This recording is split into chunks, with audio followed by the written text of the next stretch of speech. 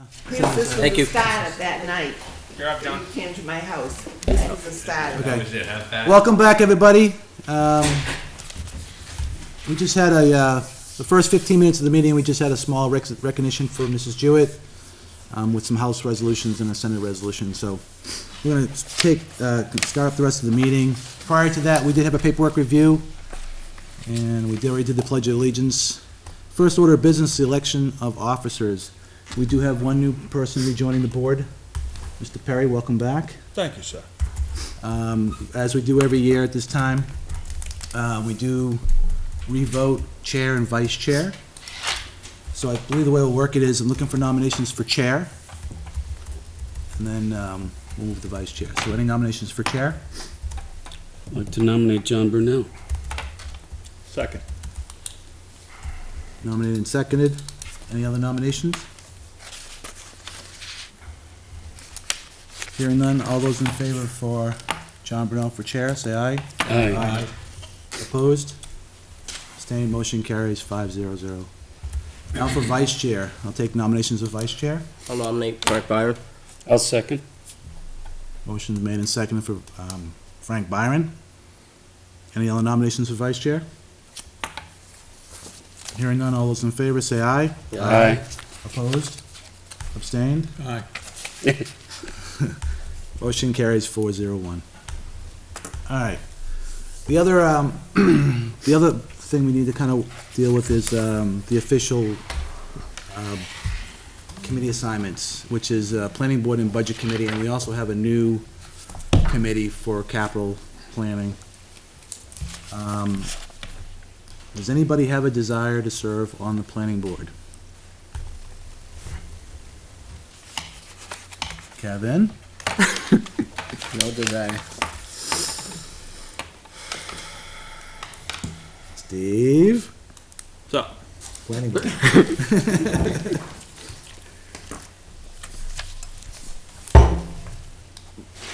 the timing is difficult for me. Tuesdays at 7, Tuesdays before 8 o'clock are difficult for me.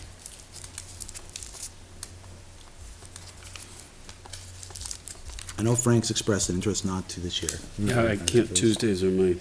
Yeah. Kevin, you want to try it for a little while? I'll try it.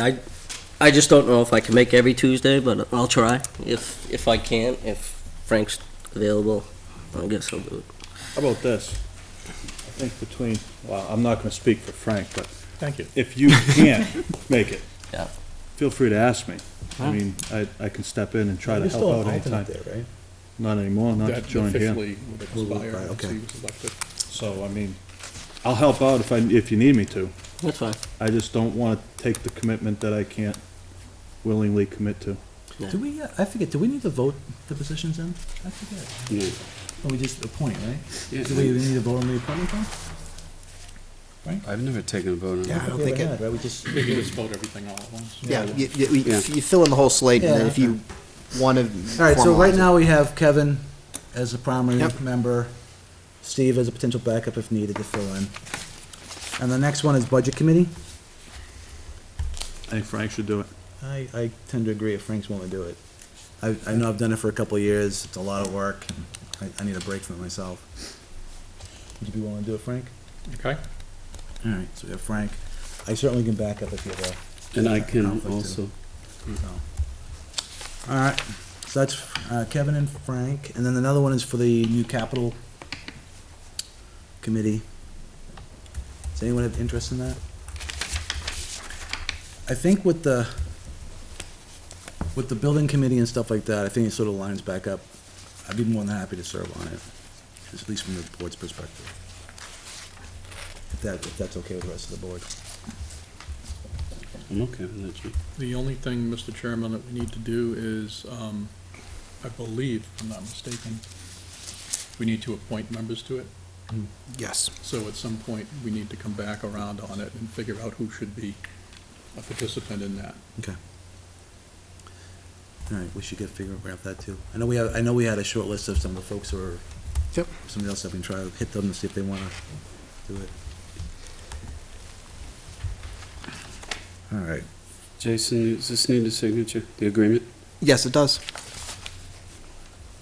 All right, so we have, planning board is Kevin, budget is Frank, I'm the, capital Capital committee. improvement. Yep. And that's it, right? Nope. One more? We've made assignments in the past for conservation, recreation. Okay. And I'll take one off of your list, probably the regional hazardous waste. Mrs. Jewett had filled along with Dave Mellon on that. Dave and I can cover that. That doesn't have to be a selectman. Okay. So, Does anybody have interest in, I'll keep the rec. I'll do rec? rec now, so I'll do all rec. right, Kevin has rec. I would like rec. Oh, Does she want it? he wants it. All right, sure. Duke it out. Oh, I want you to see the fight. I would like it. All yours. Thank you. All right, and then the last one was conservation. I did conservation once before, I can do it again if no one else wants to do it. I don't know, Brent, you wanna do conservation? I don't know when they meet on Thursdays. I can back it up. I can do it for now. Yeah. If no one else. We can does. vote. Yeah. Why don't we both, Right. do it? All right. So, that cover everybody? That covers everybody. I guess I'll make a motion that we accept the appointments as discussed. Second? Motion made and seconded. Further discussion? Are we overlooking anything? I don't think so. No, I pulled up the list I used last year, so All those in favor, say aye. Aye. Opposed? Abstained? Motion carries 500. Jason, the public's commenting there's no video, but they can hear the sound. Say again?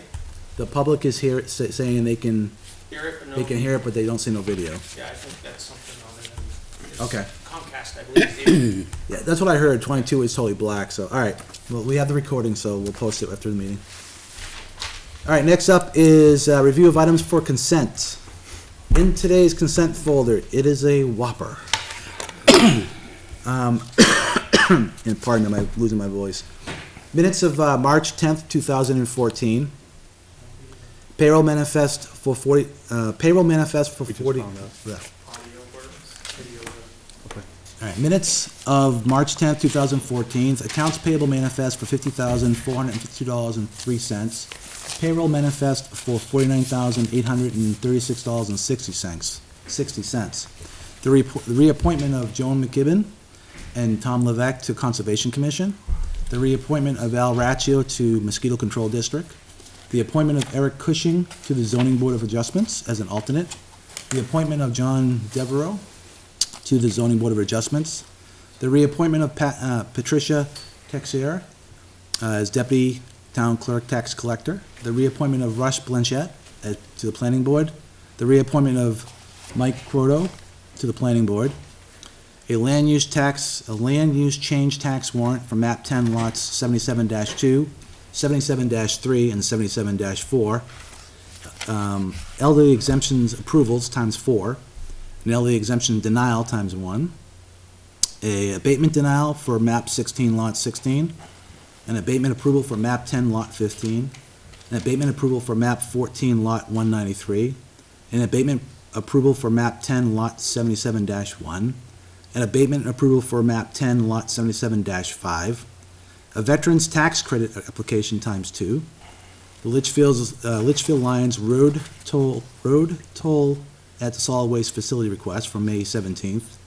An intent to excavate Continental Paving map 21 lot 18. The reappointment of John Bryant to the Rec Commission. And the reappointment of Sandra Lance to Rec Commission. Do I have any with removals, or do I have a motion? I'll move to accept the consent agenda as written. Do I have a second? Second. Motion made by Mr. Lemire, seconded by Mr. Bork. Discussion? Hearing none, all those in favor say aye. Aye. Opposed? Abstain? Motion carries 500. And for those signing those papers, they do need that black ink on a lot of them. So, and prepare for writer's cramp. Request for items for other business. Is there any other items need to be added to tonight's agenda? Yeah, I would like to add something. I'd like to revisit liaisons to department heads.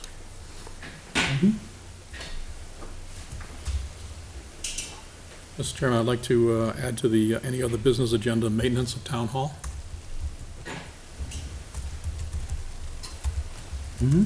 Okay. Anything else? Okay, all those two will be added to the other business towards the end.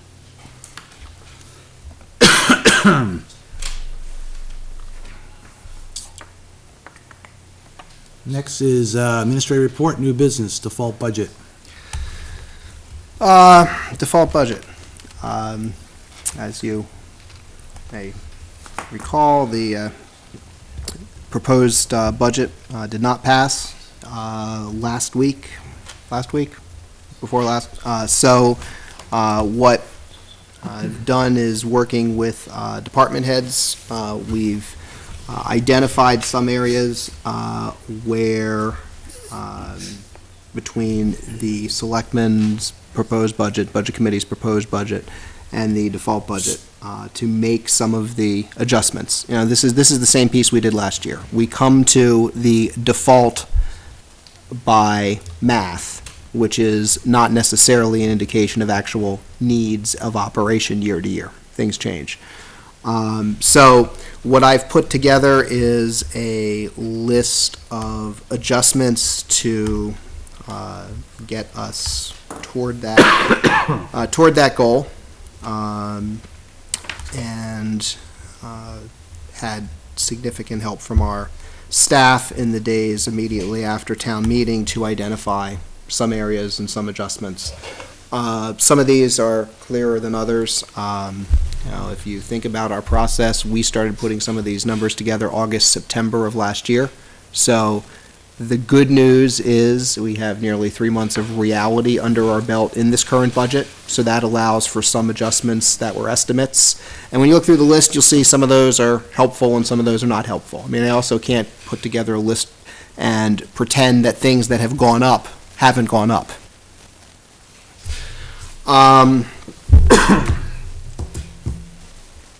I've shared a list of potential ideas with you.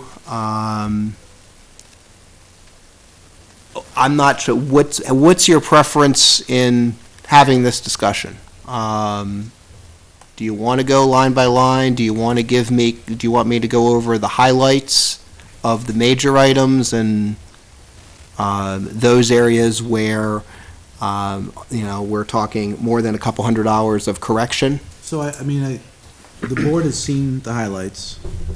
It was in the prep work. I think starting with the highlights probably makes sense. And unless someone has another approach, but if you want to start at the top of the highlights, what we know. In here we know there are some things in here. Okay, it's easy to do, but I think there's also some things in here that I've put on my initial list that you may not agree with at all. Right. Or things that you may say, we don't want to look at all of that, or we want to put that on a things to revisit list. We know what the target is. It's also March. We can get there. There are some things that we're not rushing out to do that, if you say we're still interested in being able to revisit this, circumstances change. Right. So, let's start with the summary. okay, so if you look at the summary sheet I have for default revisions, I think the two notable things in the executive budget, deferring selectman salary for 2014, and I've offered but not calculated yet in here unpaid leave for myself. I'm obviously going to take a vacation at some point this summer. If you class it as unpaid, that puts more money back in the hopper for other things. Jason, just a question on terms. When you say selectman salary, defer it, all you're saying here is we're going to take the $6,000 and move it to some other line. Right. Ultimately, we're not going to get paid, but Right. I say defer it, we're not moving it, we're not zeroing out the line, we're No. just taking we're taking the appropriation, because it isn't the default, and moving it to some other salary line someplace else to Right. cover us. It's a one-time adjustment, and that you would be bringing forward, in 2015, restoring that. Do you want me to go through all of these and then double back and have the conversation, or how do you want to talk department by department?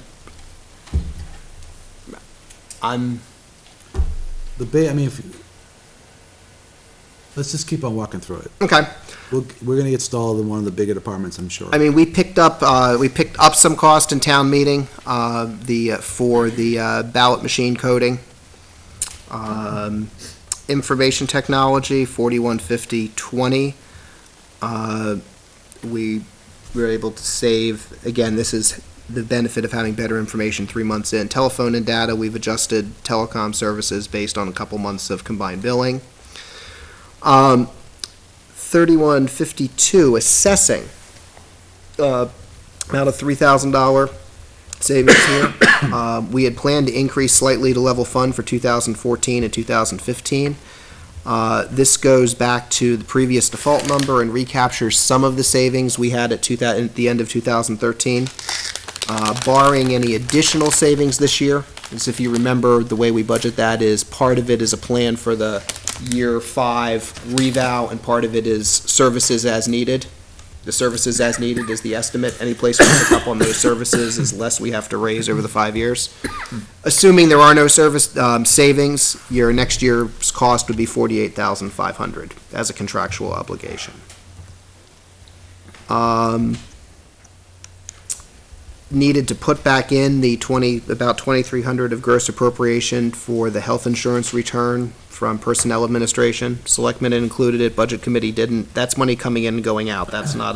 That was from the refund. That's from the health trust surplus for being returned. Stop here for 1 second on health insurance. Yep. With the school passing their contract, I know we're pooled to them today. Right. It's my understanding that we're not impacted by that change until 2015. Right. Our first budget impact will be for our July 2015 renewal. Now, I know we have on our agenda to actually have a conversation with our providers looking for other alternatives and plans. I think we targeted sometime in June to do that. Yep. And I'm assuming we're still gonna do that. Well, two things on that. One is that the increase isn't coming. That said, for the change from the school leaving until the following year. That said, knowing that that's coming, we may want to look more closely at what our alternatives are this year, because we know there's a major shift coming next year. I think when we talked back at the end of last year, or spring of this year, whenever it was, one of the shifts we looked at was adjusting individual office visit co-pays, which in my view is an incremental step. It's not sort of a wholesale step that we are most likely looking at for dealing with no longer being rated with the school.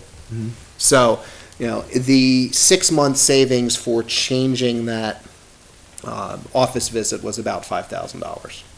Okay. Now, again, I didn't bake any of those numbers in because those were all decisions pending.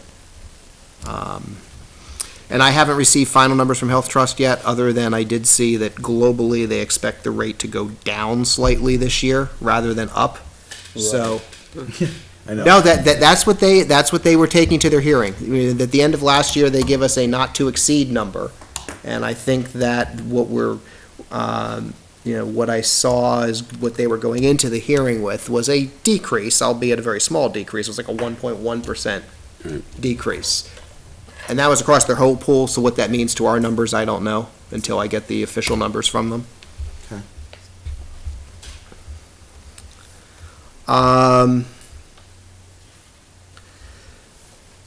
Next notable area here is police. We added in the overtime training line $9,000 towards training progression. These were a range of supplemental areas of training that Chief had brought to the board's attention, saying these are areas that we need to continue developing our staff. You all had included it. We backed it out this year, expect that it'll return as to in the 2015 proposal. Ammunition supplies, had, So we're moving the training, right? Is that what we're doing? yeah, I mean, Is that we're all not, the is that all the training? or no, just- no, this was an additional Okay, progression that, if you remember, the chief had that list of, hey, this is our core stuff, these are the pieces where we need to get people doing, report writing, accident reconstruction. There were a series of other classes to specialize, the things you get briefly at the academy once. So we will revisit that back in 15 again. Ammunition supplies, Sergeant O'Donohue has taken the inventory of what we have and reduced that budget to the minimum we need for recertifications and training. So, again, we try to keep some in stock. This will likely deplete that stock, so expect, all other things being equal, the budget number creeping back up again next year to about the $4,700 to $5,000 range. Equipment purchase. The two of the items that we had flagged in the police department budget for purchase were replacement of duty firearms and tasers. The plan had been to replace half the tasers this year and half next year. Deferring them means we will need to replace them all next year. I also noted we may need to come back and revisit this discussion later in the year if we have equipment failures. Remember, part of the catalyst for this was that we can't get parts for the current unit, so as they fail, it's an issue. So there's a point at which we may double back and say circumstances have changed. But for now, since it wasn't a full purchase, the idea was, well, we'll put the full purchase back to next year. Firearms, same thing. We'll need to request them again next year. We may have a decision point somewhere down the line to replace some sites in other parts this year. And we may want to revisit parts of that decision. If you can recall, when we had this conversation back in September, the concern was that we were trying to avoid investing in some parts replacement that were, about half the cost of replacing an individual firearm. Cruiser replacement. No provision for replacing the two cruisers planned for this year. I've retained $14,000 in vehicle repair. where'd the 14,000 come from? That was a slightly higher estimate. We finished last year, because we were propping up older vehicles last year. We had spent about $16,000 last year on the vehicles. I made the estimate of 2 vehicles with 1 year of service, and if we're retaining 2 older vehicles. I don't know, because remember, the whole reason we're replacing the old vehicles is they are out of warranty, out of coverage, so 16,000 is a drop in the bucket. In some cases, we could put on our rose-colored glasses and say everything that failed last year, and we already paid for it, and they're going to work wonderfully this year. Well, that's the theory. Well, you would like to think you got ahead of some of it. So, old vehicle, old in our terms, old. Lots of service, old.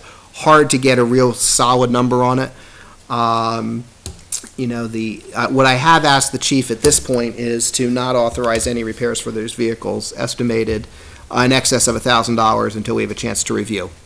I start getting a little uncomfortable spending more than the value of the vehicle, and I want to make sure that before we make those kind of decisions that we're all engaged in it.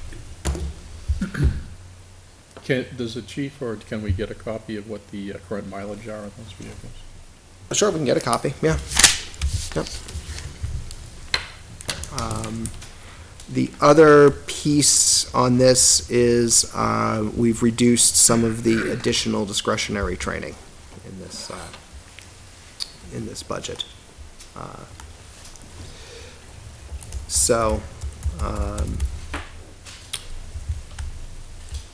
What I haven't planned in at this point is, you may have noticed elsewhere, I've passed along that last week, received notice that Sergeant Costa will be leaving our department for a position with the state police. So, served us about 10 years. There will likely be, as we process through kind of the staff transition, we may pick up a little bit of savings there. The expectation right now is an internal promotion process to fill that supervisory position. Assuming that we promote somebody from within, we have a vacant patrol officer position. That we're, as much as we'd like to fill it sooner, given the budget constraints, that may be deferred to Why? revisit. Why fill the supervisory position and not leave it open? In the current design of how the department is set up, each of those supervisory positions cover different parts of day and have different responsibilities. So filling the supervisory role provides the coverage in the department where it is easier to fill a patrol position later than it is a supervisory position later. I would just think that it's more important to have a patrol on the road versus having a supervisor be in the station. Well, your supervisors will be also out on the road. What shift did Officer Costa fill? It depended on what day it was. It depended on what day between, he and Sergeant O'Donohue shuffled around between, I think, Day and night. it's not just There's one. typically a sergeant on between the first and between the 7 o'clock and midnight shifts or something like that. It's always a sergeant someplace in that realm. I think what we ought to consider doing is establishing some type of, I'm gonna call it hiring lag, which is based upon what we used to call it in industry, and use that hiring lag as a item that we book in the budget now. What that hiring lag should be, I mean, we can debate that and come up with what makes sense for the town, but I think we ought to, definitely say that we will have a hiring lag of X, and then put that into the budget as, Will that cause overtime? Will be unfilled shifts that will cause overtime to be used? I don't have that information personally, I mean, we've got to look at In the it all, case see what of, makes sense. yeah, in the case of that, that's a good question. I mean, Yeah, because you may end up costing more to fill the shift than it would be. It will, to a point, yes and no. That's also why, I think the intention the chief has talked about is implementing that lag. But also monitor, but at patrol level, but also monitoring the expense. Because there is a point at which you may bump up against having an overtime issue or not. My sense is timing is working to our advantage right now because we are moving into a point where we have the ability for our part-time officers to cover some of those shifts. School year is ending soon, so. If he feels that he's Yeah. comfortable with it, Yeah. that's fine. As long as it wasn't a full-time overtime coverage Yeah. type of situation where we, This is one of the first things we talked about, and also, let's also, before anybody thinks we're making a decision that is leaving the community exposed. Remember, we went almost a year probably through cycle filling the last vacancy we had. We brought on Officer Ivas then finally for that. And again, that was not necessarily a conscious decision. That was simply going through the process sometimes. We can put out and delay the process, and then as we saw in that case, it took us 2 cycles to get the right officer. So in that time, we covered with a variety of different ways. that's fine, as long as So- it's covered. My only point was, I still think that we should devise a number in concert with the chief that we can use in terms of saying that, here's what we expect that we will delay. All right, it doesn't mean that we can't recruit in that time period. Mm-hmm. All I'm saying is that we don't have somebody start right. until that time period is, I call it satisfied. And the number you want to use is what number is going to save. Yeah, we just need to decide. Right, I mean, and I save think- on the, So whatever that Now, number is. Selectman Lemire's comment on, we gotta look at overtime as well, makes perfect sense. I don't have the answer.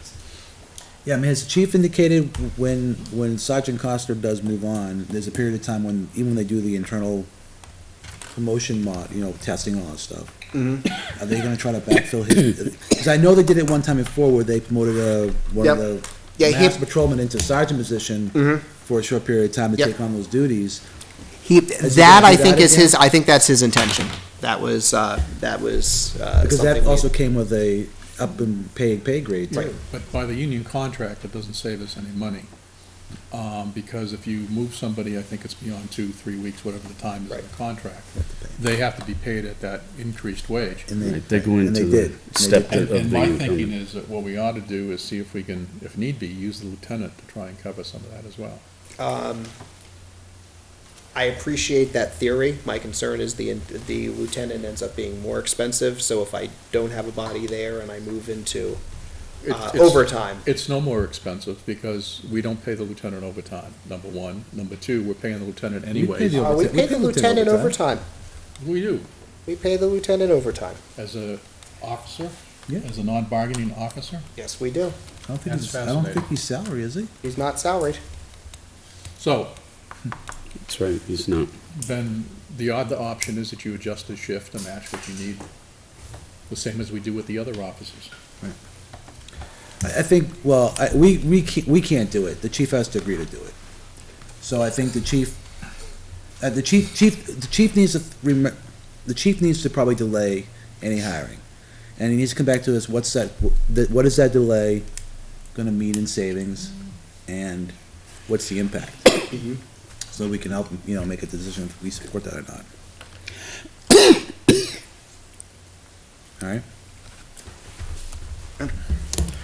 Because I mean, in your police, other than training overtime, I don't see any other reduction in wages or anything like that, so.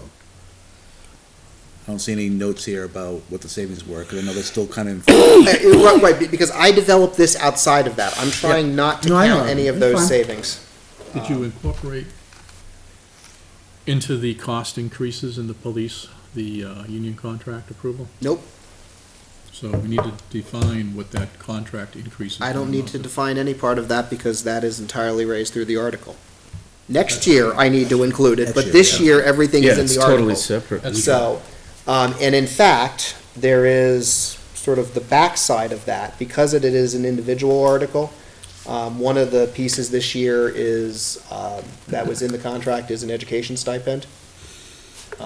With Sergeant Coster's departure, that was paid twice a year.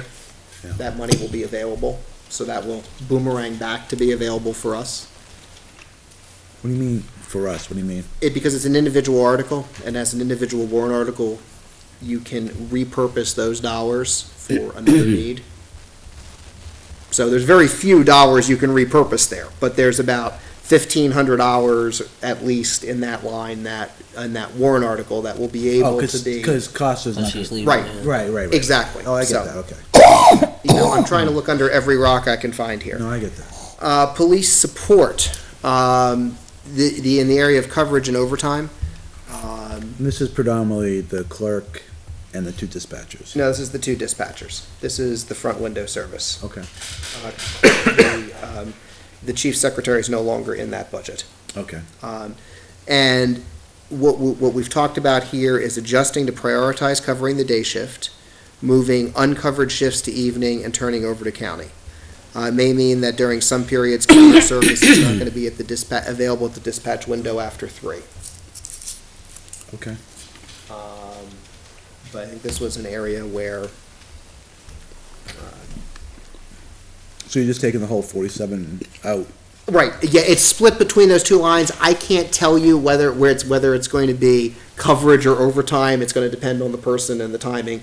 We're trying to make more of it, so combined, it'll come out of both of those lines. Okay. Fire? Yep. Okay. First decrease, Saturday, Sunday coverage.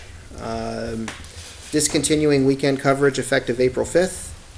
Duty officer be available at station for permits during scheduled hour on weekends. No significant issue rose during the closure last summer. As we stated during the budget discussions, this is the time that more call members are available and in the community. Expectation would remain that we would be able to provide adequate response. During the first 9 weekends of 2014, they responded to 2 calls during the 9 to 12 coverage. Those 2 calls did occur during the time frame, had at least 2 additional firefighters respond to each call in addition to duty crew. There have been at least 25 other calls on those same weekends outside of duty hours, all of which were responded to by non-duty personnel.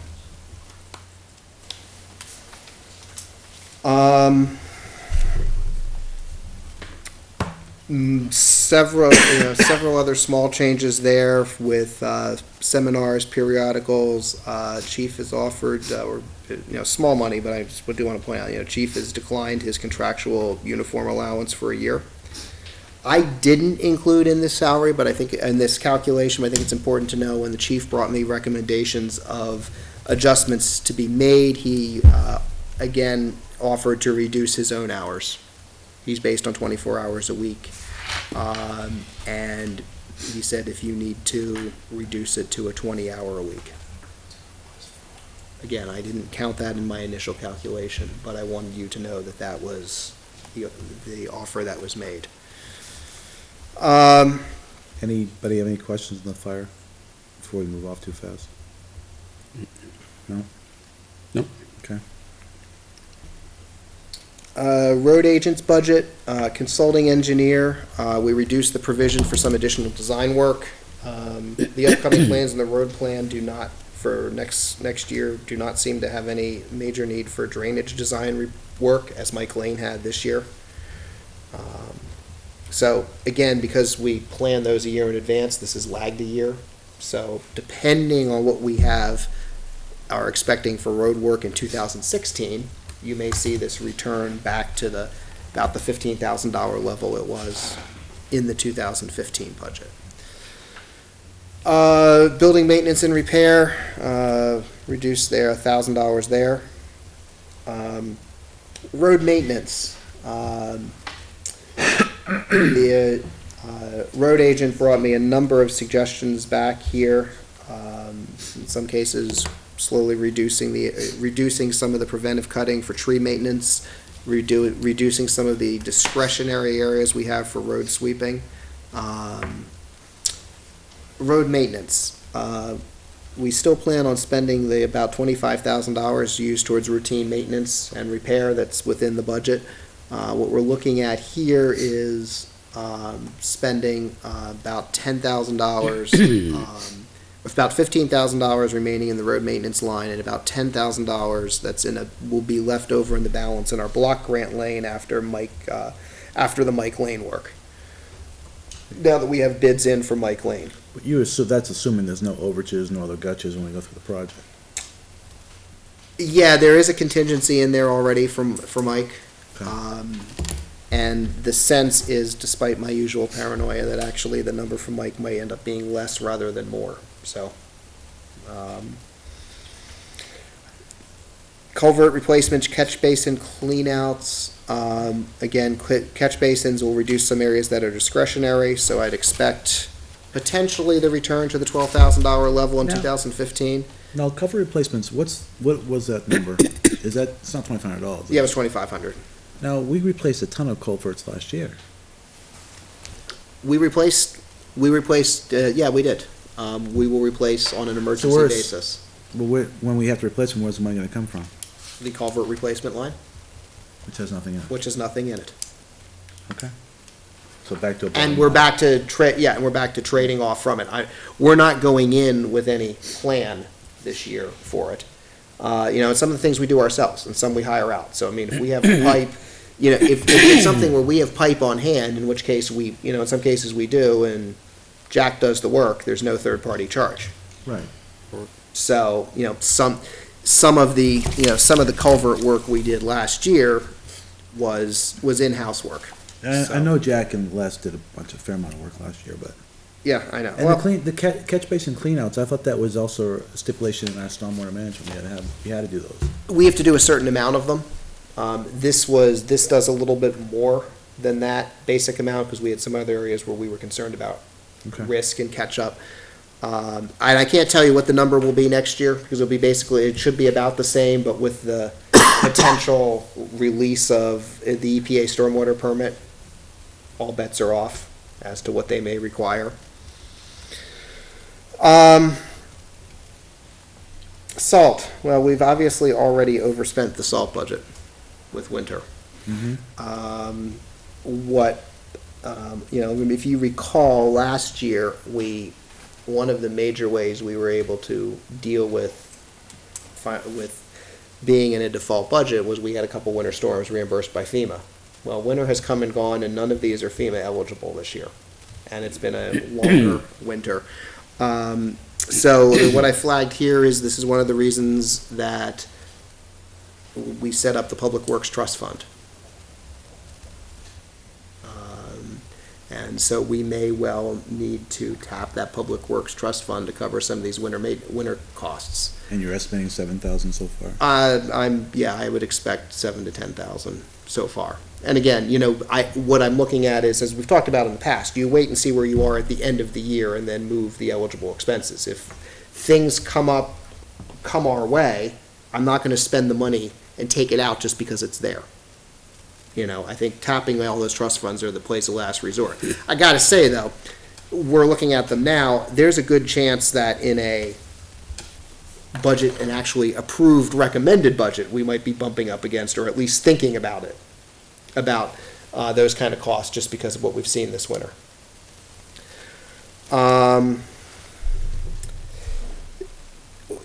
We've talked about the idea of closing the bike path for winter maintenance. Jack and I haven't explored that completely yet. Can we do that? Or we use the federal money to build part of it? Yeah, I mean, that required more digging than we got to on whether there were strings that way, and also, we have a responsibility to maintain sidewalks, and whether that's classified as a sidewalk. It is in Litchfield, it's a sidewalk. Right, exactly. So, I'd hate to say it, but just assume, right? That's how it is. I would assume right? it's gonna be. And then, the other question is, what can we do? Winter maintenance is a little tougher because you don't clear the walkway, no one can walk it. What about summer maintenance? The side, Albuquerque, mowing and all that, can we just don't do that? sure, I mean, we can certainly slow that schedule down. I mean, I don't know what it costs us to mow the whole length. I don't recall. The only problem, you're doing that with on-duty crews, so No, we're not. aren't you? yeah, we are. Yeah. Oh, that's right, last year we did do it. Yeah. So, Yeah. so it's really, your expense is there anyway, so might as well keep Yeah, it's the okay to- area looking nice anyway for, Yeah, I you're mean, doing it with the duty crews. Well, No, it's not a dude, it's a part-time kid that's riding around the tractor. So we forego the part-time expense. Or get one of the other primary workers down there to do it. Yeah. But I know we hire a high school or a college kid doing it. And, I mean, yes, it's cheap money, but I don't know, I don't think you should not trim that along the highway there, that's, I'm just throwing it out. we need to have an upkeep program there, somehow. We've done that in the past before, we've reduced the schedule with cuttings. Yeah. And, I think it makes sense, to be honest with you. I mean, I know that even when I don't think it got cut as often as it probably should have last year. And I know citizens did complain that it wasn't cut. What's the schedule, do you know? What, we got email, remember the email? Well, I was gonna say, I can see skipping a cycle, but I can't, Yeah. I think it's ridiculous when I drive down and see 18 inches worth of weeds, I agree. Right, because We- that's just and that's breeding all off it's- the bugs. we need to maintain it somehow, whether we do cut agree. it back a little bit, no, what about? Okay. But I don't think we should eliminate it. Well, then, if you're gonna do that, then you give up something else. Well, I mean, so far it's not been proposed, and what we're going through right now is Jason and department heads have got to the bottom line. Let's continue on and see if there's anything else in here. I will flag, I mean, one here that we're digging a little bit more into was the idea of reducing pavement striping and the advisory pavement markings. I will point out in all fairness that this is the one area where there's disagreement. Jack does not agree with the idea of reducing striping. So, I tend to agree with Jack, unfortunately. but- Yeah, I know, and that's fine. This was this made it on my list, it's after town meeting. I was coming back and found that was coming back through Massachusetts and found that 495 and some of the state roads appeared to have no pavement markings whatsoever on them on a foggy night. Yeah. So, that's. You don't miss it till they're not there, and it's foggy out. You're right. That said, we are looking at whether acquiring some templates and some fit up of some of the equipment we have will allow us to do our own stop lines and not the full lane markings, but just stop lines, that we may be able to do those in a more cost-effective way.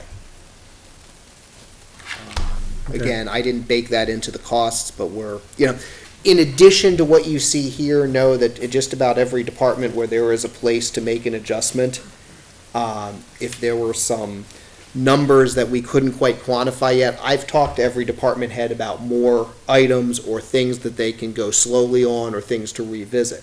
But, we just didn't list everything to tally because some of the numbers we couldn't quite find yet. So, recyclable direct disposal, what Dave has brought forward is moving our Freon disposal to NRRA, the co-op we work with. Cost is slightly less. The charges are processed through NRRA revenues, so not needed as a gross appropriation. To be fair, this is largely an accounting change. 696, electronics direct disposal, 4930. Again, moving that to NRRA.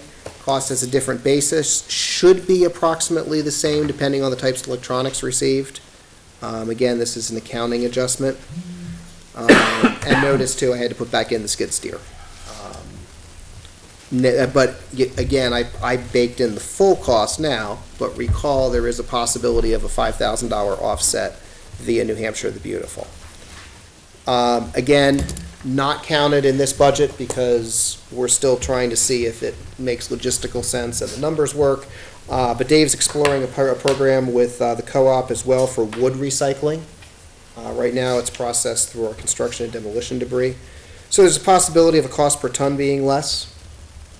So if that is workable, that may also assist us going forward. Health officer has offered to defer stipend this year. One of our conversations last year had been revisiting that job description and department budget to incorporate into the building official responsibilities. I think one of the conversations we had all had last year was looking at whether we could do some sort of shift and compression between this department and fire for inspection services. We're still pursuing that. The issue is inspector certifications are not run all the time by the fire academy, so we missed a window last year, and so we're looking at trying to get into that cycle again this year, but it's not until fall. Does Kevin have any of the certifications at all? Doesn't he have, I thought he had Inspector 1 or something like that. No, but he has building official and building code certifications are different than fire department inspector certifications. And even though the substance is often very similar, each credentialing agency likes their own credential and it doesn't necessarily acknowledge the others exist. There are no tasks today that Kevin can do in lieu of our inspector that we have on call. There may well be some. They're working together, but he doesn't have that final fire service inspector certification. Do we have a time frame on when Kevin will be able to finish those trainings? Probably the end of this year, because the training is scheduled for like October, November timeframe. I can't make a course happen faster. Now, is he only looking at the National Fire, He's looking at New Hampshire Fire Academy. that's the only place he's looking? Right So- now. And because it's a cost issue. Yeah. If you're hell-bent to do it someplace else, we can spend a lot more in tuition and then miss the whole point. I mean, that was one of the other conversations we Is he had. trying to get in there because saying he's getting the affiliated price? He's being affiliated with town? Yeah. Yeah. Yeah. And they're pro board certified. Yeah, because, you know, if we go we already have, you know, if you remember that the savings that we were looking at was a couple $1,000s, best case scenario. So we don't have a lot of space to work with, so if we start looking to, you know, hurry up the training, we'll spend more than our savings. So Yep. that's kind of why we fell back on the New Hampshire one. Okay. So that said, but the context of all of that is the real savings out of that whole package of things that we could actually achieve this year was deferring the stipend in the health role, rather than, you know, keep all these other things in motion, hopefully we'll benefit from them in 15, but just, we can't get there this year, no matter what we want to write up.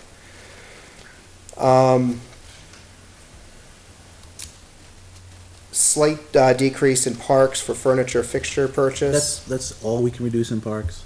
Um, If I At- go back to the budget, look, go ahead, sorry. at the moment, yes. I would, I'm happy to have the conversation with them. Remember, that I was putting this together, I put this first pass together with staff here in 2 days. I see all of our other staff on a regular basis. I also recall that the budget committee's rec budget came in lower than what had come out of here already, so I wanted, you know, I felt like for me to double back with rec, and it's only fair to them they need to engage the whole commission and all of that. I wasn't on that timetable yet. So there may well be some additional belt tightening there, just I wasn't in the position to freelance it. Library, this is somewhat of a mathematical adjustment. This is their 2012-2013 appropriation, plus their actual health insurance premiums required. You may recall that their proposed and default budgets we carried forward were higher, and that reflected a need for additional health insurance. As their needs have already changed this year, we were able to back out part of that. So they're still covered. But again, it reset the base to their prior year. So all of the new items, or not that many, the few new items, to be fair, that they had included in this year's proposal were also removed. So this is purely last year plus health. Conservation, removed the $750 that they have in property management, with the notion that this item should be eligible now for use from the Conservation Fund with the passage of the article this year. At the moment, I'm hesitant to pull many more of the items that they have enumerated there. The expanded uses include acquire, maintain, improve, and protect the item. I had a harder time drawing the line to connect some of those other items to that purpose. If we have a desire to pull more from there and to try to attribute it to the Conservation Fund, we should probably have that conversation with council. A couple general comments at this point is, I've opted not to make any major adjustments to public service hours at this time. In most cases, these would simply concentrate the workload onto other times. I'm also concerned about a burden of hourly cuts falling disproportionately on our non-union employees, who are likely facing another year without wage adjustments despite the board's efforts to revise the wage scale. Further, any drop below 40 hours on a regular schedule would shift those employees from full-time to part-time based on our personnel policy and cut eligibility for benefits given only to full-time employees. To that end, some of us have offered a wage and or hour givebacks as alternatives rather than subjecting whole department to across-the-board cuts. If there is an interest in considering closures for additional savings, I'd recommend closing administrative offices, town clerk, tax collector for a week at the same time. This could have the cost savings if we were to classify it as unpaid. It would not have the regularly scheduled reduction that would likely cause other benefit and ongoing issues week after week after week. I alluded to this before. but let me double back on this too. Individual warrant articles, that is, those that aren't considered special articles under the state definitions, can have appropriations reassigned for other purposes if necessary. The three individual articles, we had four. We had the police contract is considered an individual article, but again, most of that is committed via contract. The other three articles we had that were called individual articles were repainting the old town hall roof replacement, and human service agencies appropriation. While this is technically an available option, I didn't consider it in my first list, in part because two of these, Old Town Hall and Town Hall Roof, were the biggest yes vote recipients at 1,213 and 1,357. Well, I think the reality of it is, even if we did that, and I wouldn't say we would, it just delays the other work. The work, the Town Hall and Old Town Hall both need the mains, and if we delayed it because of other budget shortfalls, we come back again, and it doesn't make sense to do that. But I did want to mention that that was available, and I guess my last point on mentioning tools that are available, but are also unpopular, but probably on the list, special meeting. Recall the language of the budget article does automatically allow for one special meeting to take up the issue of a revised operating budget only. So if you reach a point where you have a revised budget you'd like the voters to reconsider, that possibility exists. I guess for what it's worth, the question on this year's ballot about holding a special meeting just to consider the cost items in the police contract passed with a vote of 929 to 671. Almost the same vote that the So, budget failed on. You know, I think you can read into that what you want, but it was not necessarily, in that context, opposed by the town. And again, I'm not, looking at the numbers I have, I'm not necessarily recommending that. But if your sense is looking kind of the cumulative list of things that we're shifting overboard and you want to revisit, you do have that possibility built into this. All right, so we've just reviewed Jason and the department head's recommendations. Does anybody have other suggestions that haven't been discussed and or brought up? I just think it was important that you brought the department heads in to go over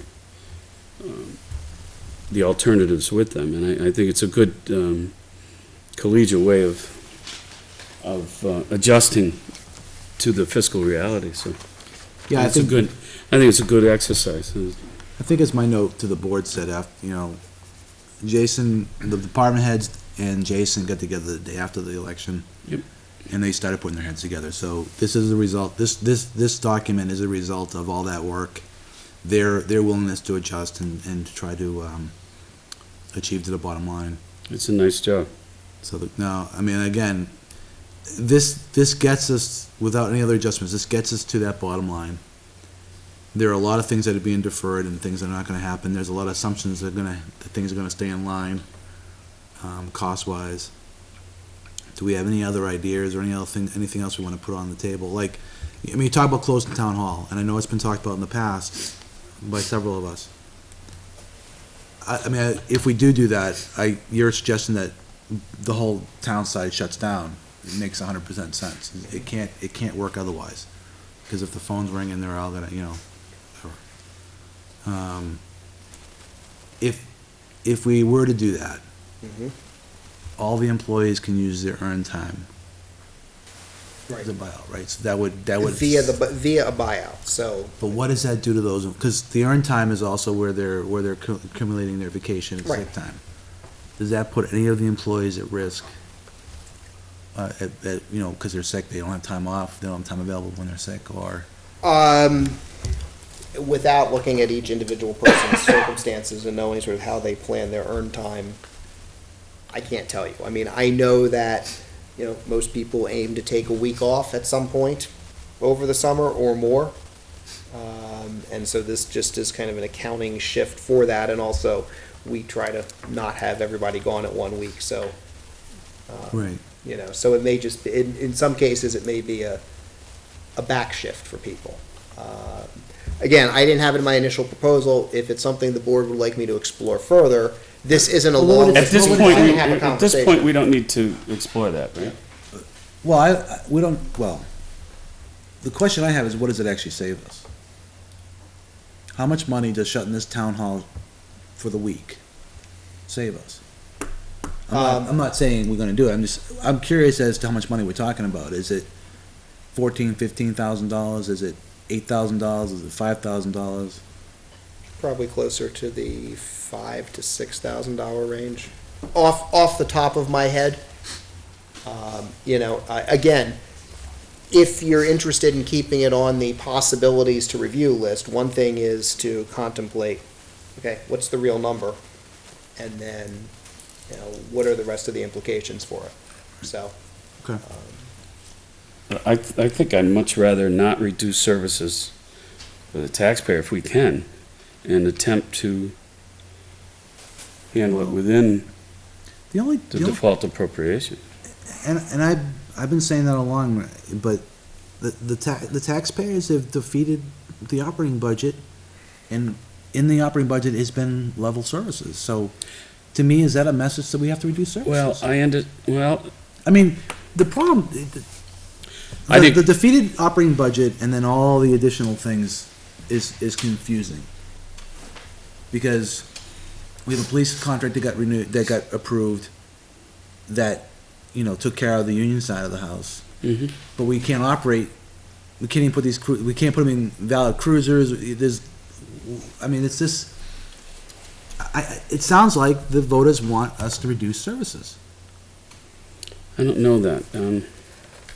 Now, I'll tell you, I had a few voters in talking to folks saying, well, they were confused. And we did hear that. Mhm. And the HLN did not help us because they were confused that it was still Right. $1,100 tax increase. So, but I'm not going to use that as an excuse. That is it's not concrete. 5 people telling me that does not mean it's true. They were confused even with it, and that's fine. I just think, once you get into cutting services, it's gonna be very difficult to get those services back, so. I think if we can do it without cutting use services, caution. we owe that to the taxpayer and do a better job of possibly explaining our needs and wants next year. And And if, Go ahead. and I just think it was confusing to them, and I like to think that was one of the reasons that we got the default budget. But I think getting, not reducing services and attempting to work within what they gave us, I think it's important. I think it's incumbent upon us to try to do that. Good, Frank. If you can maintain the services and reduce expenses, I think that satisfies the bill. Yep. Yeah. But I do think that there are other things we can look at. I suggested a list of probably a dozen or more potential. Do you want to walk through them? I'll just hit some of them, which was, we talked about tonight some of these, which was the restrict mowing on the roadsides for the bike path. There was a suggestion that I saw made about not plowing the bike path. I'm not necessarily in favor of that. I would suggest that if you're gonna do that, do it within, say, about plus or minus a mile of Campbell High School. And the reason for that is these kids need to be off the streets if they're walking to school. And you don't want them on the roads, especially during ice and snowy conditions and fun stuff like that. So plowing the bike path within about a mile there, I think would satisfy the requirements of anybody who's walking to school to be able to do it safely. I would also, I suggested as well, looking at the town hall, whether you shut it down for a week or something like that. That's something we can debate.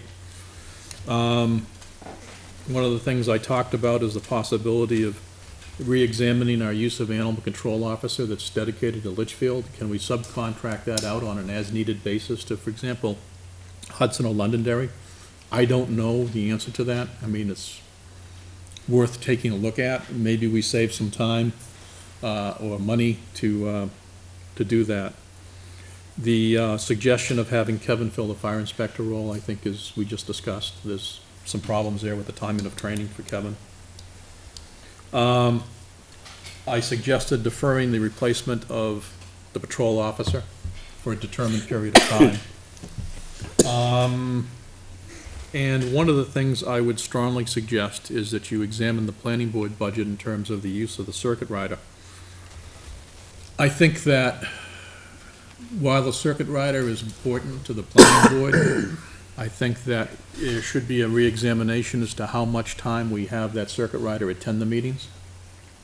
My rough back-of-the-envelope guess is that you could cut between a quarter and a third of that time out when there are no applications in front of the planning board. That is when the circuit rider is critical, because they're reviewing applications against the town zoning ordinances to make sure the discrepancies are there or not there and are addressed. But other than that, there are some times that they're needed, but in a lot of cases, I think they could get by without having a circuit rider there. It's, You know, we for do some 20, period. we do what, 23 hours a month? Right. So what if we cut it down to 12 hours a Your month? issue Wait. there is that there's a contract that you gotta sign every year, Okay, I was gonna for say, a given amount of time. a question on that. Must have Isn't there an appropriation RSA that, we have to follow, if the planning board is considered, if they hired that person, because we just went through this, I believe it's only the planning board that can reduce the hours. Right. Um, But doesn't on- mean we can't talk to them.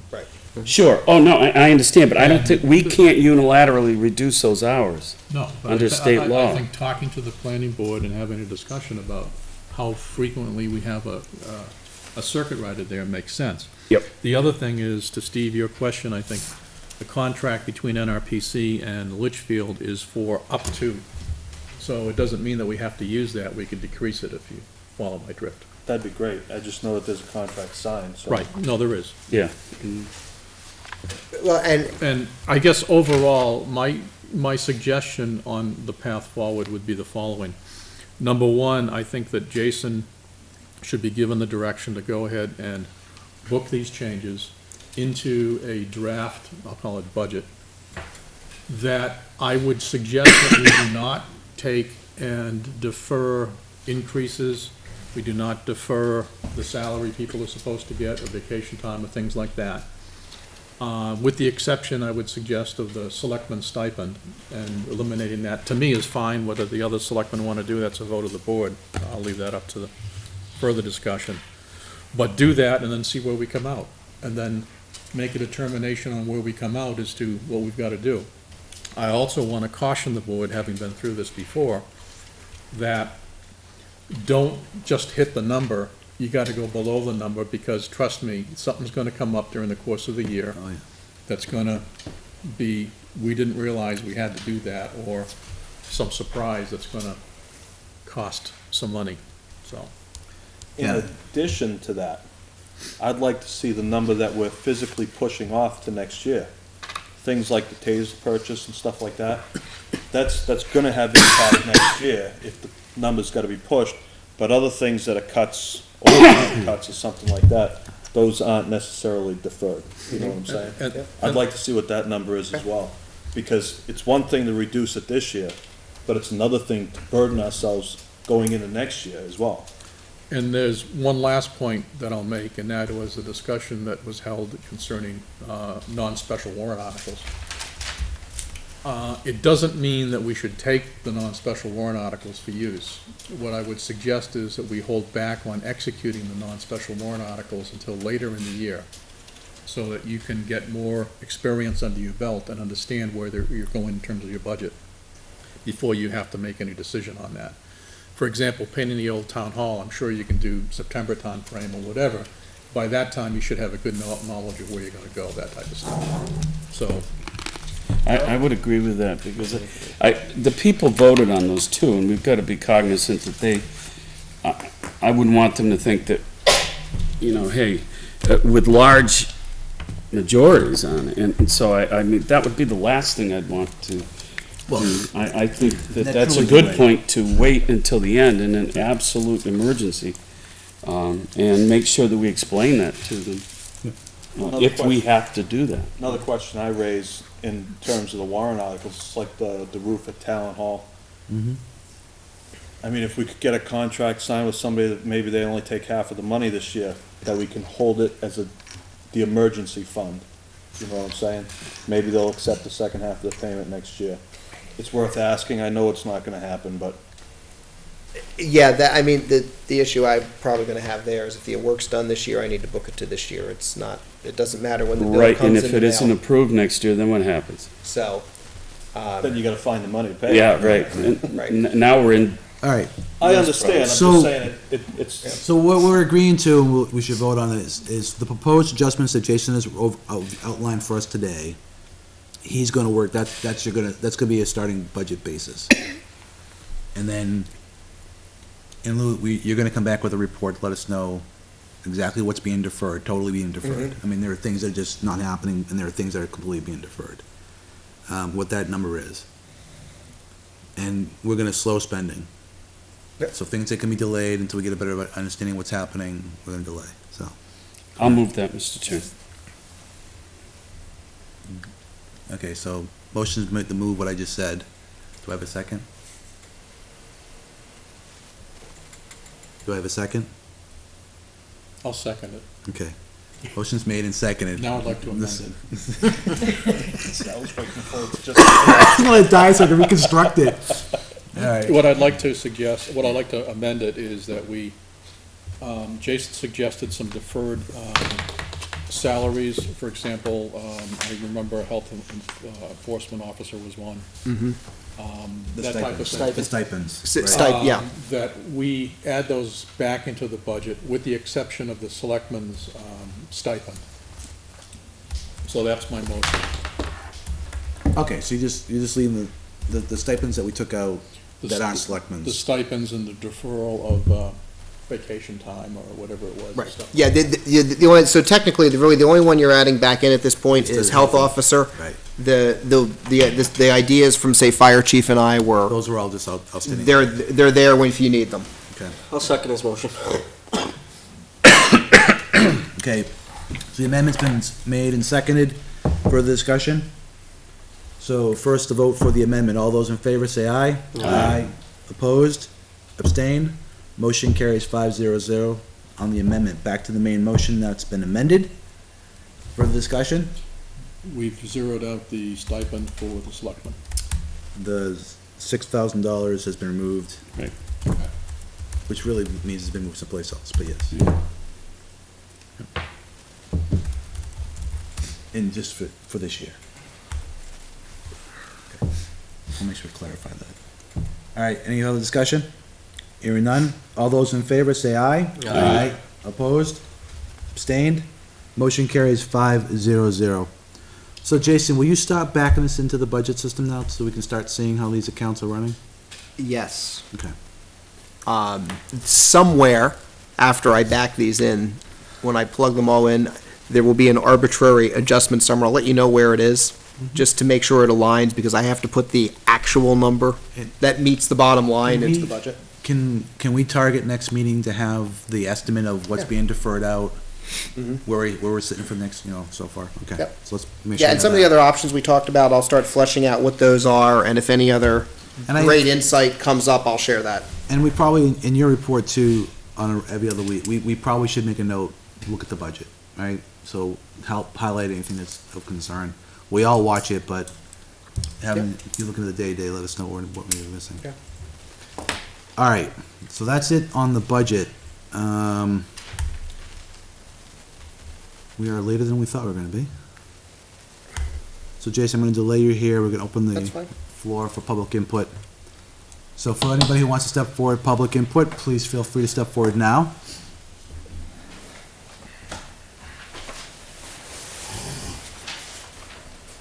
Name and address. Chris Pascucci, 12 Colonial Drive. First, I want to address a couple things that was said here tonight. Mr. Lemire, you said you think that maybe the default budget came into play, the proposed budget was failed because people were confused. I would appreciate if you don't go down that path. If they were confused, were they confused when they voted in the police contract, or were they clear on that one? Were they confused when they voted in the other things? Were they weren't confused. They went in the ballot with school warrants, with town warrants. They were clear. They were very generous. They voted in raises, and they voted down additional spending and taxes in proposed budgets. That's an insult. The people were not confused. So please don't move forward thinking that we have a default budget now because people were confused. You also mentioned that you're not sure if people want services cut. Now, I'm not here to, and I've said this before, to advocate for or against cutting services. But the point is, you don't know because you don't ask. You had the opportunity to ask. A warrant came forward, which you guys denied, to ask advisory only to look into cutting spending, maybe some services. And this board said, we're not even going to ask the public in a warrant, even though it was just advisory. You did not even want to ask them, but they did tell you by voting down the proposed budget. The same thing with the tax cap. Potential warrant was a tax cap.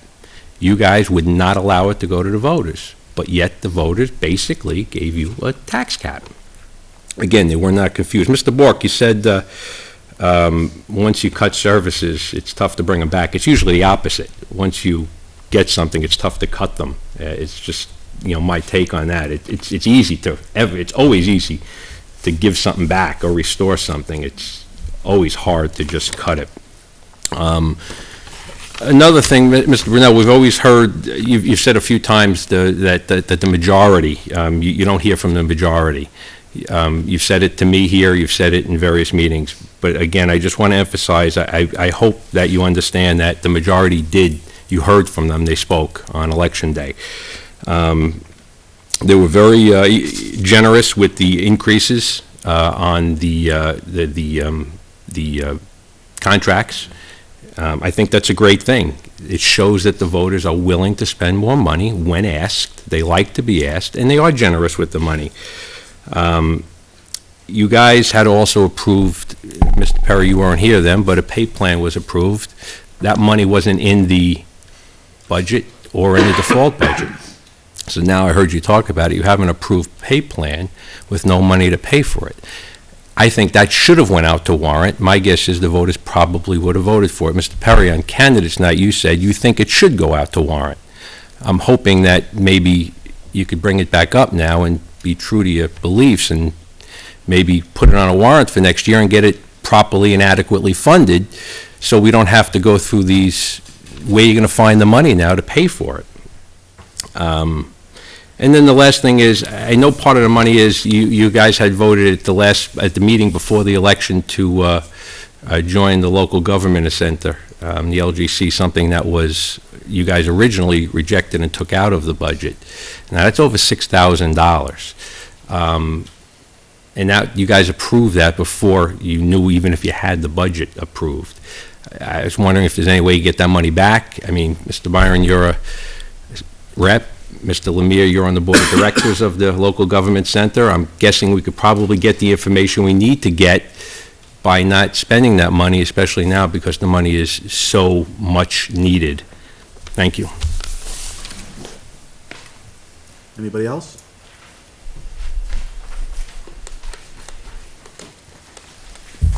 Tom Schofield, 6 Parker Circle. I really just came to talk about the budget.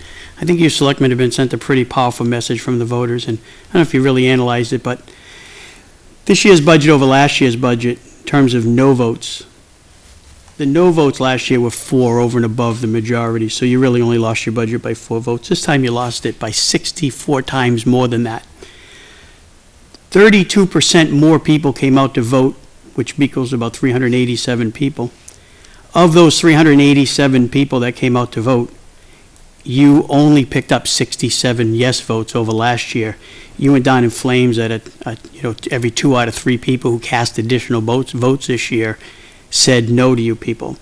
So, that's a pretty powerful message, and I hope you get it. You just went through this whole exercise, and our police don't get their police cruisers, and that's a shame, because I think if it was a warrant article, they'd have gotten them easily. But I think that, you spend hundreds and thousands probably collectively of man-hours to work and basically give the budget committee a crappy budget that they send forward to us, because I know the term is it's the budget committee's budget, but I think they can't make chicken salad out of what you're giving them. And so I really hope that you guys take a good hard look at this. I think it's a message against you guys. I think when we, the voters, are asked to do something, I think we're standing up and doing it pretty well. I think what we're also doing pretty well is telling you that we're not happy with what you guys are doing. I think a good first step is that Frank's going to be on the Budget Committee this year, because as hard as John works, he's way too passionate and way too close to it, and it comes across horribly on television every single night. And I think that if you take a page from Dr. Cochran on how to work together with the Budget Committee, yes, their budget failed this year, but it's really his first budget, and the school board had some things to overcome. And I think that under the leadership of those people that are there now, the new business administrator and Dr. Cochran, I think their budgets, are going to move forward. I think that at the rate you guys are going, if 64 more times the nose doesn't get your attention, I don't really know what is going to get your attention. And unfortunately, our employees not going to get their raises. People, I think it's very nice of you guys to, forego your salaries and stuff like that. But it shouldn't be done to that. We should be able to present a budget to the people through the Budget Committee that we can support. Every single week, Jason gets up here, every single week, Chris gets up here, I watch your eyes roll, I watch your disrespect from everybody shuffling their papers or playing on their computers, and it's only Jason and it's only Chris again. I'm telling you, it's a pretty powerful statement made two Tuesdays ago, and you really need to heed some of the message that you're getting, or I hope you're getting, because it's being sent. I just don't know if the receiver and the sender are on the same frequency. Thank you.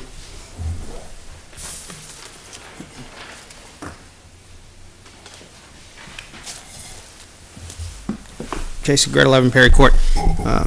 Thanks. I thank Tom for saying that, but in the same vein, voters did not elect me to go sit there. They elected Steve, and so I take that message also. And that's my own fault. But I understand what they said. They said, they have a perception of me that is my own fault, and that I get passionate about things and I speak loudly and wave my arms and stuff. And so be it.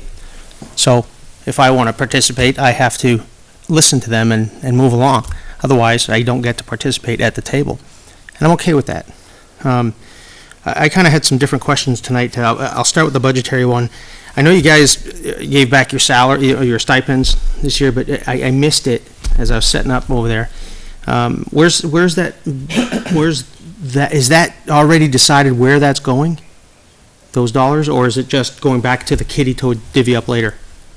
It's going back to offset just every other place we cut too. There's a Okay, difference all right. between proposed and bottom line, so. I didn't know if you already had it identified as to where it was going. And then again, I always refer back to my, what I do for a living, because I deal with a budget every day that I have no options. I have a budget. And so, like everyone else, snow really hurt us this year. And the other thing that's on the horizon that I haven't heard nobody speak about here is the electric rate. I don't know if you all realize that, but the electric rates right now have skyrocketed and are projected to do so again for the next 4 to 5 months. And so what you thought were in those budget lines, you're in for a rude away. You're not? Locked in Locked in, contract for 9 fantastic. months. Well, I'm glad. However, you can still achieve savings by reducing your kilowatt usage. And so while your rate might be there, you can regain a lot of that money by doing simple things at all of the town facilities. Any motor that's spinning is costing you money, right? So you tweak these things and make sure that they're not being used when nobody's there or can bear a difference. 1 or 2 degrees either way creates a lot of energy savings for a temporary, for a small amount of time for when you need it, right? So, yeah, 2 degrees, in heat and or air conditioning might cause some employees to have to wear a sweater or whatnot, but the point is it's a short amount of time because we need to achieve the savings. So it's the first place we always look at is what can we do to tweak schedules, right? Because it pays, it's surprising what you can save. I know there was some talk earlier about confused voters, right? And I mean, I don't know if I heard the same thing as Chris, but I'll give you the example. You guys were talking about recouping some monies or getting some monies, possibly, if you chose to do so, on the warrant articles that passed. Well, those warrant articles were passed as zero impact to the voter.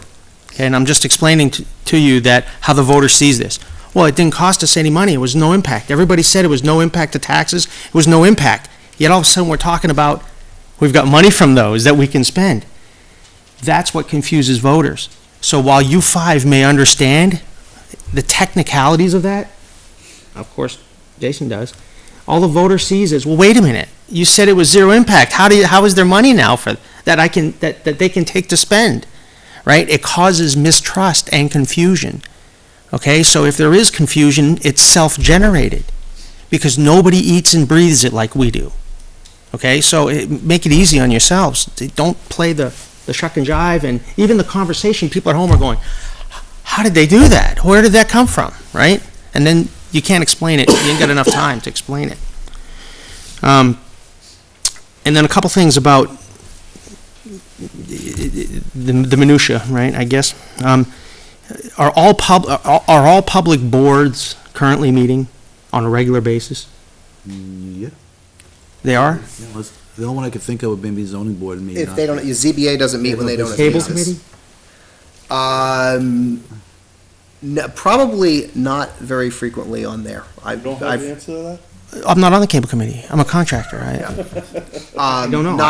I'm aware they have met the last couple of months, but I'm not sure if they meet them frequently. Well, where it goes is, I was looking for some meeting minutes, and I noticed that not everybody has meeting minutes. And so that would mean to me that you don't have meetings. And if you're a public body, you have to have meeting minutes, public Where are you posting looking? on the town website. That's not where they are. That's where they should be, I agree with you. But the official place is in the town clerk's office. There are some boards that don't file up to us to get them on the site all the time. All right, because they have 144 hours to get the regular meeting minutes available for public inspection. Right, and they're in the town clerk's office. They're in the town clerk's office. That's where they should be. That's the official place they belong. All right, well, it'd be nice if, they're electronic anyway, I'm just saying, yeah. And then, because, and then on that, the ones that are posted, again, if you're posting them only there, the thing is we all work for a living, right? So we can't always get down here, right?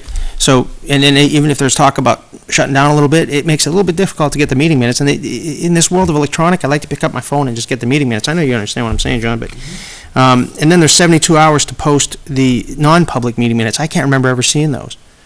This board meets in non-public. Once they're released, they can get public, yeah, No, they have to be available 72 hours after by RSA. not if they're sealed. Right, if you seal them, but if they're not sealed, right. Right. Yeah. And so, because they're all taken electronically, I know she writes them down, but I know she does them electronically because they find a way to the website. I'm just hoping that after 144 hours, the draft minutes are on the website. Yeah, you can approve them later, and then same with the non-public meeting minutes, because it's a good place to see the schedules for when these people meet and to try to contact people. I know people in town every day when I talk to them, they're like, I don't even know who runs that. I don't even know who to call. I don't know who to contact. And again, we talk all the time about how we wanted to improve our infrastructure in the town and the website, and we're all voice over IP and all the internet gadgetry, and yet when we go use it, it isn't as functional. So I'm asking for a little bit more functionality there. And that's what I got. I'm a big believer in the voter having their say. There's no better poll, formal or informal. We got 200 plus people in here one day. Not 200. There was quite a bit in here in the planning board put together session that said we don't want to change this town at all. But you put it on the ballot and it was a different story, right? So what do you say? So the ballot is, whether or not people think they're confused or not, it really doesn't matter, because they get to choose. And it's our job to make sure they understand it, if that's what you believe, is that they don't understand it. Thank you. Thank you. Anybody else? I missed something, can I come back up? Sure. Thank you. Over the past couple of weeks, I had a series of email exchanges with the chairman of the Board of Selectmen about some issues that I had concerns about. They were pretty direct questions, probably uncomfortable to answer. But when he finally answered them, and I don't know if you guys all know about this, I assume it's a public document, they were answered in red ink. I just think that's pretty low. I wrote it in red so you could see it. But It- if you're gonna pick, if you're gonna. It didn't really come across like that. Even tonight you mentioned a black pen. If you're gonna criticize the way I formatted it, then we're done. If you have criticism if you wanna share what the comments were, feel free, but to criticize me because I picked red, slanted, italicized, it looks good to me, that's how I was trying to get it across, but. Okay, we'll leave it at that. I just think that's pretty childish coming from the chairman of the Board of Selectmen. Red, bold, ink. Thanks. I usually use green, I don't know why I picked red that day. Any other comments? Hello, I'm Carol Bissett, 3 Birch Street, Litchfield. Okay. I was at home to listen to the meeting tonight and watch it because I was interested in default budgets and what your plans were for us. And no cable, no picture. This has been going on 6, 7 years. I just wish we could get to the bottom of this so the people who may not come in here or want to sit home at the convenience of in their own home to watch what's going on. I just wish that something could be addressed to that. It can't cost any money because if it's Comcast problem, Comcast needs to fix what their network problem is. So just to give you an update, so there was a switcher problem that was causing a lot of static and not being able to go live at all. That was replaced 2 weeks ago. And then when we went to try to go live last week, we were told that Comcast is not broadcasting channel 22. But I understand that you can hear the audio. So for the folks that are listening to the audio live, we're aware, the cable committee is aware, and they're looking to try to resolve it. Have you looked into like some compensation for the problem that they're causing? This town who's, you're there to provide us with this, and this company that you have providing us this service is not providing it, and you're paying for it every month. Right. We don't pay to them to provide the service. They do it out of the generosity. Oh, you don't pay for Comcast? No. I shouldn't say they. Isn't it part of the contract? It is part of the Provide us with contract. those channels? That's a municipality. We peg channels there, but we operate the peg channels. So the question is where the problem is, right? But their job is to provide the infrastructure to do that, and that's what has to be enforced. Yeah, the question is where the problem is, and we have to go back to the cable committee. And the cable committee's aware of it. I don't know, no one here belongs to the cable committee that can tell you what the Have you status ever is. tried to invite somebody from Comcast here to address what the problems are and what, if it stands with our equipment, then, My understanding, the cable Comcast has been here when they changed the switcher to make sure the levels were right. So, but yeah, I agree with you. We put a lot of money in the system. Yeah. It should be working. Yeah. But the video will be up as soon as it gets cut tonight, so you can watch it online.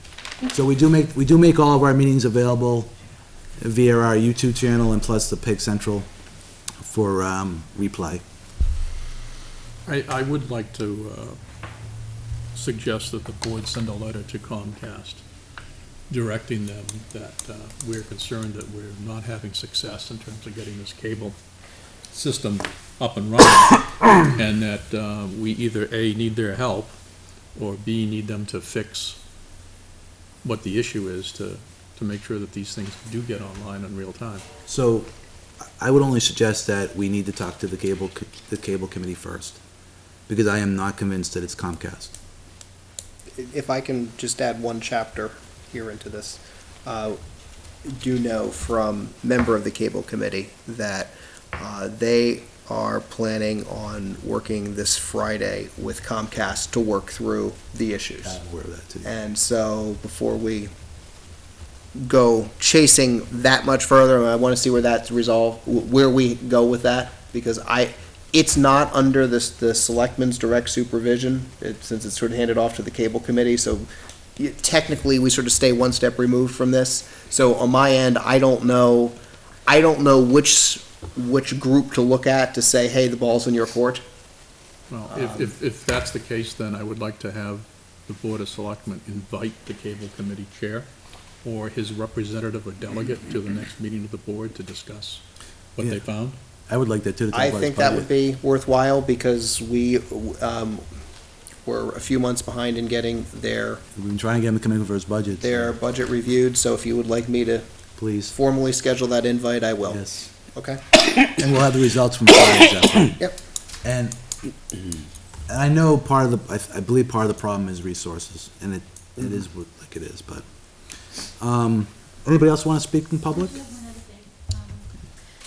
We were talking about closing one half of the town clerk's office, or town clerk and everything. I'm not quite sure that they can, if you're closing it down and they still can get a paycheck, I don't understand what you'd be saving. Is it because there's no electricity, or, I mean, you're shooting, the volume of electricity, the heat, is that what the 5,000 represents? No, it is it's an accounting shift, because if people choose, if we called it unpaid. So and it's a different people- line. Yeah, and people chose to take an earned time reimbursement for it, it is a different budget line. But it's still, It's in the savings, basically. okay. Yeah, it's a savings, but part of it is an accounting savings that I don't get. Right, you are correct. If people just take vacation, there's no savings at all, except for what I get from having the light bulbs off. Yeah, But- exactly. Well, that's what I was just saying. Right. I hate to say that would ever come to that and not pay someone, but I couldn't understand where you'd be saving money. But if you're just talking about the line item, it's still bottom line. Yeah, You're it's not just, it's a saving moving anything. place. Any other comments? Hearing no more, closing public input. Just a comment to wrap up some of the feedback. With regards to minutes that are being posted electronically, there are several boards that do a really good job getting them out there, and they're consistent. This board, the planning board, the budget committee. Conservation, rec, zoning board are very sporadic. I've never seen a cable committee one. So part of the cycle of the way we maintain the website is that pretty much once a week there's a task that gets done that goes through the repository, converts them and posts them. If they're there, they're there. If they're not, they're not. So, I mean, ultimately it's those committees, those chairs responsible to make sure that at least the legal copies of those minutes are sitting in the clerk's office. Now, we can go back there and see what's there and what's not being provided to us electronically. Maybe we should do that exercise. But I'll put together an email to all the chairs, asking them again to help us with our endeavors to be more electronic.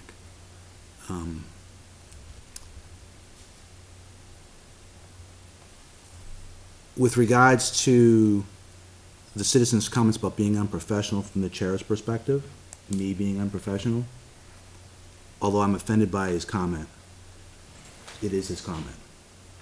My intent was not to be unprofessional. Matter of fact, I had no thoughts about the color of my font. I spent 3 days putting together that response to this gentleman. And I provided every little piece of detail I can. This board has seen that letter. So if there's any concerns with me being unprofessional, I would like to hear from this board. But I put a lot of work into that response. I talked to a lot of people, and just to pick on me because I picked a color font, in my mind, is that person's being unprofessional. But that is what it is. I will do my best to ensure it doesn't happen in the future. I will choose my color more wisely. That being said, moving on to the agenda. Where do we leave off? We're up to old business. Old business, town administrator contract amendment. Short and sweet at this point, given the other items we've been considering with default budget, renewing my contract has been a low priority item. To that end, since it's slated to expire April 1st, recommending we extend existing terms for another 2 months, which should give us time to revisit the terms of a contract renewal. So, very simple. I mean, it is, there's nothing hidden. There is, 2 sentences that the agreement of March 12th between the Litchfield Board of Selectmen, the employer, Jason Hoke, the employee for services as town administrator, is hereby amended to extend the termination date from April 1st, 2014 to June 1st, 2014. All other provisions of the agreement remain unchanged. So just for the board's memory, we did approve and notify Jason that we are intending to renew his contract. This just gives a little bit more breathing room. I Move think. to approve. Do I have a second? Seconded by Mr. Perry. Further discussion? Hearing none. All those in favor say aye. Aye. Opposed? Abstained? Motion carries 5-0-0. Frank and Steve, you can sign that. All right. Next is police detail build rate to $59.75. As part of the approval of police union contract, we had planned an increase in the build rate for police details to $59.75 effective April 1. This is the mechanism that covers the expense associated with the 457B matching program in the contract. Thank you. I think we discussed this when we discussed the contract months ago, so. Detailed plan on this, Right. yeah. So I'll move that we increase the bill rate to $59.75. Second. Motion's made and seconded, discussion. Did we also, I think we did, time flies when you have fun, did we also accept the detailed policy? Yes. Yes. Yeah, Yep.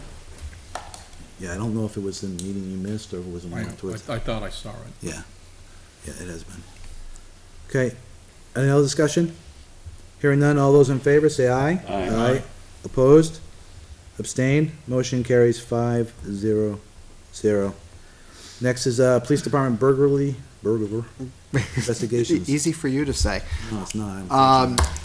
Just wanted to pass along, at the peak this summer, I think we had a concern about open burglary cases and 29 open cases. We had some great police work, some great citizen input on leads. We received some lab analysis data last week, and Chief O'Brien reports that the number of open cases has been reduced to 0 from that 29. Nice. So, Congratulations So they've to been the doing- chief and his doing good work. people. Awesome. All right, next will be, We've already talked about Sergeant Costa. now, do we have to accept this resignation? It goes through. Okay. We're hacking up a lung over here. Stop. Sat at the table. Well, this is the funny thing, I told you, I'm not. Sounds I have sick. no fever, I got all set, but I'm don't even go there. next. I ain't going down. Anybody have any other questions about the informational items I posted? Not tonight. You may have noticed that, we got a lot of information back for committee reappointments, hence your very long list tonight. So, a couple of them, say like treasurer, deputy treasurer, are in the pipeline for background checks per your policy. So that, we don't have those yet because I'm waiting for the state reports to come back on those. But they're in motion. We got, we requested the state report last week. All right. We have a policy on background checks. Yes, we do. That's what I was just. Okay. Yep. And we're consistent with that revised policy. Good. And if you want to know where it's buried, if you go down under. Well, I know we revised it, I just want to make sure we're consistent with that. Yeah, and if you go down on the informational items under committee reappointments, I linked the background check policy back in. Yeah, but there's a couple of key people that we need background checks. Yeah. Yeah, I'm on that list. I know, I'm on that list. I'm just raising it up again. All right, so we've already, that's it? That's what I have. All right, so we already talked about police department resignation. So moving on to other business. Kevin had brought up liaison department heads. Yeah, I just want to touch base. I know in the past, you guys had liaisons to department heads. Just in general conversation with some of the department heads now, what I've gathered from talking to them, they feel, and this is my interpretation of me talking to them, that it would be great to have another contact person besides Jason. Not that Jason's not doing a good job, but, at this point, if they have issues that they're not comfortable with discussing with Jason, they either have to reach out to us. They really don't have anybody they can truly go to. So I was, looking to talk to you guys. I just figured we could visit it. I did talk to Mr. Byron a little bit about it and why you guys went away from it. So I just figured as a board tonight we can, just discuss. We can either decide to do it, we can decide not to do it, but I just thought it'd be a good topic to bring up and at least talk about. I think the problem is that the reason why we went the reason why I recollect we went away from it was that it's really about the day-to-day management and not having, there needs to be a clear line to what happens day-to-day. But I think, even in all those conversations, we always said that if a department head wants to bounce an idea off a board member or, has a concern with a direction that Jason's taking, doesn't feel it's aligned with the board's direction or kind of guidelines, that they always had the option to come to us. And I think we all sort of kind of pair up with our department heads and we kind of, hover to the ones we associate with, right? Or understand what they're doing and we kind of align with them. So I almost kind of think most of our department heads kind of de facto liaisons anyway, right? See, But- if I may, before, like when I was a department, there was a need to have a liaison because you didn't have an administrative officer. The thing is, the administrator is, We need to have 3 liaisons for you. well, that's okay. But, in all seriousness, now we do have a form of government that has an administrator that is charged with the day-to-day operation of the department. And I see your point, but the thing is, there isn't the need that there was. Okay. I think it's important that we don't get into the day-to-day operation of the department. That's not our charge. Our charge is policy. Our charge is to be available if they feel. I know several of them have. I've been in town long enough. They see me, they contact me anyway, and I don't know that there's a need to discern that, like John said. I think we have a nice avenue of communication. I think right now it's working, and I have not heard. Maybe I just haven't been as close, maybe as you have, but I haven't heard that need been expressed again. Well, that we. I've heard some department heads would like to see the liaisons come back. But, my response to that is, well, I'm right here. Talk to me. Right. So. And like you, that's why I brought it up. Yeah. People have. It's a good point. What I've tried to, I've never really backed up a liaison. I go down to the solid waste once a week and I talk to Dave. I go down to the highway, I see Jack. I talk to the town clerk's office all the time. I'm in and out of town all the time. So my presence is there and I chat but I also don't try to get involved in sort of, well, what paperwork are you piling today kind of thing, right? It's not that. It's, I want to hear what's going on. They certainly will vent if there's some concerns going on. And I'll use that in my own thoughts when we're talking here as a board. So, I don't know, what's the rest of the board, what's the rest of the board? Most of the time, if I want to talk to somebody, I just go talk to them. Right. So if I need information from Chief Frazell, I've gone down and talked to the chief. Or frequently, my wife is a slave driver, so she makes me go to the recycling center maybe I hope she's listening. 3 times. I hope she's listening. 3 or 4 times a day. Don't tell her I said this, but. Yeah. She heard you, live. Get that screen on, Yeah, quick. and then I talk to Dave if I'm there and ask him just in general, how's stuff going, what are you doing, or whatever. I think, though, that, Kevin's point is that maybe there's some level of support that people have and they just want to talk things through with the selectmen, and to me, that's fine. I'll make myself available, and I'm sure everybody else on the board would as well.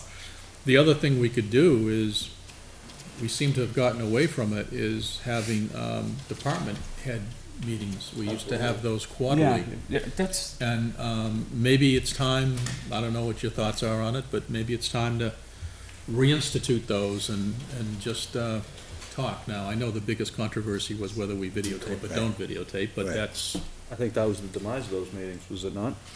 I don't know. What's that? Because that was the demise of those meetings. Yeah, it Because was. people don't want to talk in front of the cameras, because they don't necessarily want to look like they're complaining or things like that. And sometimes when you don't know the whole story, that's all it looks like. I remember when I was on the board, that was the main concern. I continued to get. Yeah. That's a good point, Steve, you were right. It's a good point, but I just think as a whole, as all the departments, like, we need to do this together, not individual, like the fire department, the police department. think- I think as a whole, we all need to know what's going on. I think what's, And that speaks to the department head meetings. but I think, That would, quarterly, you don't have to go in there and make it a complaint session, just go in there and say, this is what's going on, just keep everybody up to date, because. I do like the quarterly department head meeting. I know Jason has a different opinion about it, but, and that's more about, I have no problem with it. Your department heads may have a stronger opinion than I have on Should I it. open the door for the bus that's gonna come? what I'm hearing, what I'm hearing here is that, as a board, we have no problem approaching any department head or any town employee and go, hey, what's going on? It sounds like the problem may be the other way around. And so, if the department heads aren't comfortable approaching the board, that's a concern. They should be comfortable approaching the board. And my thing is that if we're not gonna form a formal liaison program again, which doesn't sound like we're leaning that way, but if we're not going to do that, the department heads need to feel they can reach out to any one of these board members, whoever they want to align themselves with, and I mean by align, who they feel comfortable with, to bounce an idea off them, or to discuss something that they're not sure how to handle, even personnel issues, whatever it is, they should feel free to do that, without any retribution from the TA or the mean chair. Apparently I'm the mean chair now. Whatever, it doesn't matter, right? Like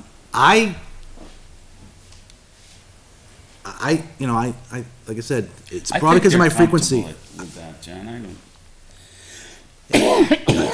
I know the frequency that I'm around, I do get talked a lot, so I want all the other members to feel that they would approach them too, and so, does the board want to reestablish liaison positions in a line to a specific department and keep in touch, or does the board want to leave it the way it is today and just try to go back into a quarterly meeting? If you create a liaison position, as it was in the past, I think it would get confusing to the department heads quite quickly. Yeah, and that's my concern. I think, though, that if you create a liaison, the liaison has to be a more, I'm gonna call it informal role. That is, if somebody wants to say, what are your thoughts, Frank, on how the Board of Selectmen would receive this proposal? As an example, that I think can be done, but I think it's gotta be managed, so that it doesn't bypass what we as a board have established, which is we want department heads going to the town administrator. Right. So, I don't know. Yeah. Well, again, I just figured we should revisit it and just talk about it, and if we decide not to as a board, that's fine. I would, I have no issue with that. let's reestablish, as we all hack up along here, let's reestablish, that quarterly department head meeting, and let's talk about it, and just say, look, we're not gonna reestablish a formal one, but the board is here to hear you, and if you have a concern, you can reach out to any member you feel comfortable with. And every department head I know has somebody they can reach out to that they're comfortable with. And just, there's no, again, in the last couple of years, I have not seen a problem with that happening. So, I'm more concerned about confusing the order of who you go to when there's a day-to-day issue to happen, so. All right, so it sounds like, let's take it up at the department head meeting, and let's just, let's reassure them they can come to the board, they can come to any member of this board and discuss an idea, a problem, thoughts, Jason drinks too much coffee, whatever, it doesn't matter. Jason's been reducing his coffee. Yeah, okay. Jason drinks too much wine. Well, you don't want to. None of that happens in this building. Let's not start rumors. All right. All right. Any other action on the liaison? No, I think if we do, when we have a department head meeting, I think it makes sense to raise that as a topic. Yeah. No, that's a. And let's hear it out and hear what people think. I'm open to suggestion. Yeah, like I said, I think there are folks that are working well in the mud, and I think there are folks that are still confused by it. So let's try to plan that department head meeting soon, and have that as one of the topics and among any. I mean, I think it'll also be a good time to talk about the budget too. So. All right, next topic is town hall maintenance. Frank, you brought that one up. Yeah, I mean, if you look at the door over here on the left, Yeah. it looks like there was an accident there on the floor, on the carpet. And I also noticed that at the front of the building, the jamb for the doors is starting to rust away. There's a big hole in the jamb over here. My point is that I think what we're starting to have a problem with, and I'm just raising this because I think if we address it now, it's cheaper than if we wait, is that we're starting to see these metal jambs, because they're on grade, start to fail. And I think we need to see if Kevin can come up with some strategy to take a look at this and see what makes sense. And you know, I'm not throwing stones at anybody on this. This is just a maintenance issue Yeah, no, I that we agree. got to address.